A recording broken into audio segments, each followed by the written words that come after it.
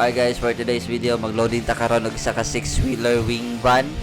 Lipat bahay ni siya from Davao to Govgen. Power kayo atong mga kargador. No pogi pa jud. Let's go!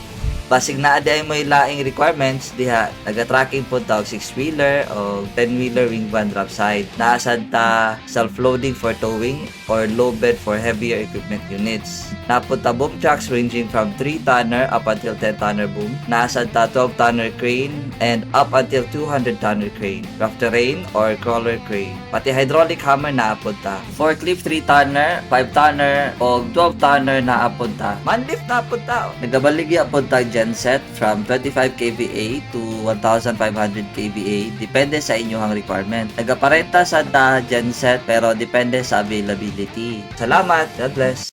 Bringing only good vibes.